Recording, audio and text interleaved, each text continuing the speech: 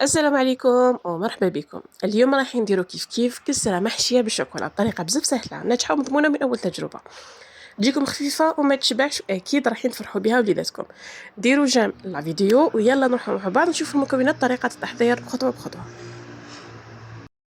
نبداو بسم الله في العجينة نتاعنا. عندي هنايا كيلة نتاع سميد مويان، كيلة تاع سميد رطب وكيلة نتاع الفرينة. في الجفنة راني دايره ملعقة صغيرة نتاع خميرة الخبز، ملعقة تاع أكل نتاع السكر، ونخلط النواشف كامل مع بعض. لهنا ندير 2 ملاعق صغيره هكذا تاع قهوه كحله نتاع الملح، باسكو الكيله تاعي اللي كيلت بها صغيره يعني ماشي كبيره. نجيب هنايا نص ولا تحت النص بشويه نتاع الزيت، تقدروا مام ديروا نص كيله اذا تحبوها بزاف مبسه. وندخل السميد نتاعي ندخل عفوا الزيت نتاعي في باقي المكونات. نضيف هنايا نجيب كيله نتاع الماء ونسيي نجمع بها العجين تاعي، ما نديروهاش كامله يعني نديروها بالعقل ونجمعوا العجين تاعنا. هذا هو القوام تاع العجينه تاعنا، نحطوها في البلون دو طرافاي ونخدمها شويه. الكسره نتاعنا نلموها ونقطعوها كيما راكم تشوفوا بهذه الطريقه، يعني طريقه نتاع الكسره رخصاصه عادي حتى نحصلوا العجينه تكون ملساء. بعد ما لميتها نقسمها على زوج، هنا درت 2 خبزات كبار، تقدروا نتوما ديروا حتى 3.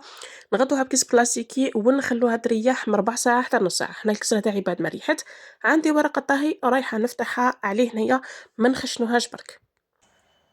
ونجيب هنا ملعقه نتاع شوكولا هكذا، ما نكثروش باش ما تخرجلناش من الكسره، ونقلب الكسره نتاعي بهذه الطريقه.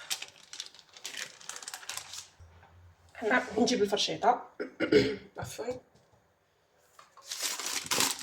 ونبدا نغلق في الكسره نتاعي. فوالا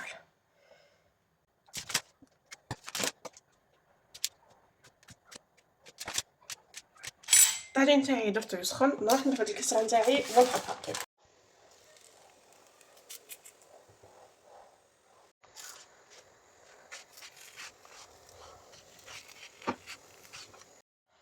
الكسره نتاعنا المحشيه راهي طابت، دوك هنا نجي نقسم معكم باش نشوفوها كيفاش تجي من الداخل. هنا انا الكسره خليتها تبرد شويه،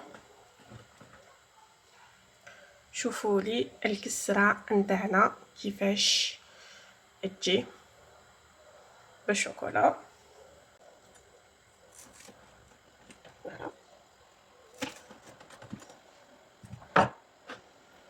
وشوفوا معايا الكسره نتاعنا، شوفوا هنايا الكسره نتاعنا كيفاش تجي معمره شوكولا.